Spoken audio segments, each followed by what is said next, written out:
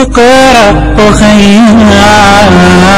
أعوذ بالله من الشيطان الرجيم بسم الله الرحمن الرحيم حميم تنزيل الكتاب من الله العزيز الحكيم صدق الله العظيم 26ویں سپارے کی ابتدا سورۃ الاحقاف سے ہوتی ہے۔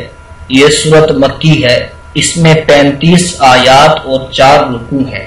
اس سورت کا موضوع بھی دوسری مکی سورتوں کی طرح 3 اسلامی عقائد ہیں: توحید، رسالت اور بعث بعد الموت۔ اس سورت میں اللہ رب العزت نے قرآن کریم کی حقانیت، توحید اور حشر کے دلائل بیان کیے ہیں۔ اسی طرح ان بتوں کی مذمت کی ہے جنہیں مشرکوں نے معبود بنا رکھا تھا، حالانکہ وہ بت نہ سنتے تھے، نہ دیکھتے تھے، نہ نفع نقصان ان کے اختیار میں تھا، اور نہ ہی وہ عبادت کرنے والوں کی دعائیں قبول کر سکتے تھے۔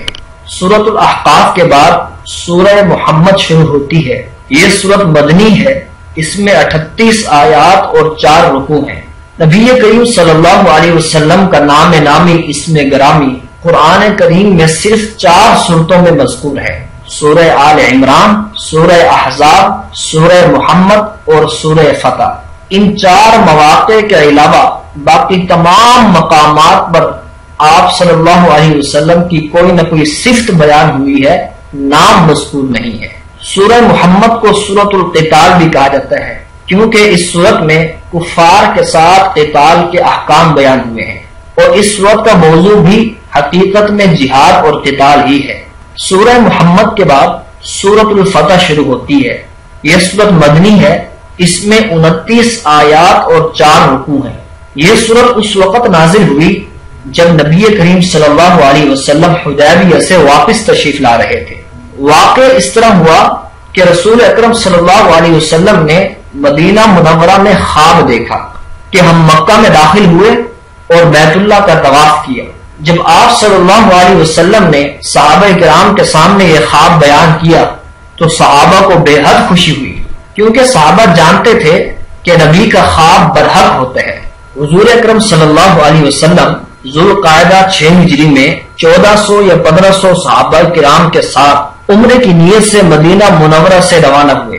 جب آپ مکہ اور مدینہ کے درمیان پہنچے تو آپ کو ابن سفیان نے اطلاع دی کہ مکہ والے آپ کی روانگی کی اطلاع پا کر باقاعدہ جنگ کی تیاری کر رہے ہیں۔ چنانچہ آپ صلی اللہ علیہ وسلم نے حضرت عثمان بن عفان رضی اللہ تعالی عنہ کو قاصد بنا کر بھیجا تاکہ وہ مکے والوں کو سمجھائیں کہ ہم جنگ کی نیت سے نہیں آ رہے، ہمارا مقصد عمرہ اور زیارت کے سوا کچھ نہیں ہے۔ حضرت عثمان غنی رضی اللہ تعالی عنہ کے بارے میں یہ افواہ پھیل گئی کہ انہیں شہید کر دیا گیا ہے۔ آپ صلی اللہ علیہ وسلم نے درخت کے نیچے بیٹھ کر اپنے صحابہ سے عدم فرار پر بیعت لی۔ اس بیعت کو بیعت رضوان کہا جاتا ہے، کیونکہ تمام شرکائے بیعت کے بارے میں اللہ تعالیٰ نے فرمایا ہے کہ میں ان سے راضی ہو گیا ہوں۔ یہ افواہ بعد میں جھوٹی ثابت ہوئی۔ پھر مذاکرات کا سلسلہ شروع ہوا۔ قریش کی طرف سے سہیل بن عمرو آئے، بات چیت ہوتی رہی، بالآخر معاہدہ طے ہو گیا، جس کے مطابق دونوں فریق 10 سال تک آپس میں امن و امان سے رہنے اور جنگ نہ کرنے پر متفق ہو گئے۔ اس معاہدے کی بعض شقوں سے بظاہر مسلمانوں کی کمزوری ثابت ہو رہی تھی، لیکن اللہ تعالیٰ نے اسے فتح مبین قرار دیا۔ اس صلح کا فتح مبین ہونا اس وقت بعض مسلمانوں کو سمجھ نہیں آ رہا تھا، لیکن بعد کے حالات نے ثابت کر دیا کہ واقعی یہ فتح مبین تھی، اور ابتدائی اسلام سے اب تک مسلمانوں کو اس سے بڑی فتح حاصل نہیں ہوئی، جس کا اندازہ اس بات سے لگایا جا سکتا ہے کہ حدیبیہ میں مسلمانوں کی تعداد کم و بیش 1400 تھی، جبکہ صرف 2 سال بعد جب 8 ہجری میں مکہ فتح ہوا تو حضور اکرم صلی اللہ علیہ وسلم کے زیر قیادت مجاہدین کی تعداد 10,000 تھی۔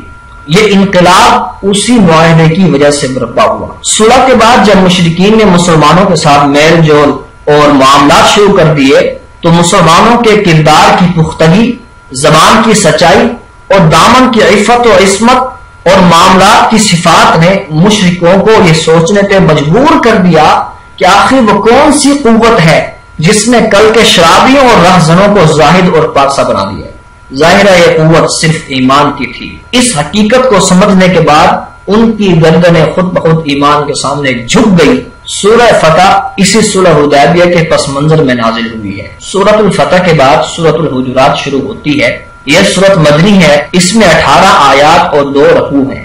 اس سورت میں اللہ رب العزت نے کچھ آداب بیان کیے ہیں کہ نبی کی خدمت میں کیسے حاضر ہونا ہوتا ہے اور ان سے کیسے خطاب کرنا ہوتا ہے، ان سے گفتگو کس انداز میں کرنی ہوتی ہے۔ اسی طرح اس سورت میں اللہ رب العزت نے یہ فرمایا ہے کہ سارے مؤمن، سارے مسلمان ایک دوسرے کے بھائی بھائی ہیں۔ کسی مسلمان مرد عورت کے لیے یہ جائز نہیں ہے کہ وہ غیبت کرے، جاسوسی کرے، برے برے القاب سے پکارے اور کسی پر کوئی جملہ کسے۔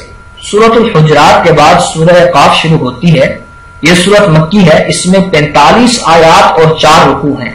اس سورت میں بھی اسلام کے بنیادی عقائد ہیں۔ آپ علیہ الصلوۃ والسلام عام طور پر اس سورت کو جمعہ اور عیدین جیسے بڑے اجتماعات میں پڑھا کرتے تھے۔ سورہ قاف کے بعد سورۃ الذاریات شروع ہوتی ہے۔ یہ سورت بھی مکی ہے، اس میں 60 آیات اور 3 رکوع ہیں۔ اس سورت کے شروع میں اللہ رب العزت نے 4 قسم کی ہواؤں کی قسم کھا کر فرمایا ہے، جس چیز کا تم سے وعدہ کیا گیا ہے وہ سچ ہے اور انصاف کا دن ضرور واقع ہو کر رہے گا۔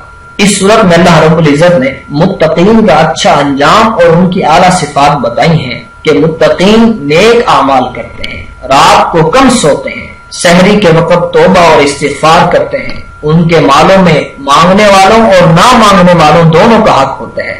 اس کے بعد اللہ رب العزت نے اپنی عظمت و قدرت کے دلائل پیش کیے ہیں جس میں غور کر کے ہر انسان اپنے خدا کو پہچان سکتا ہے۔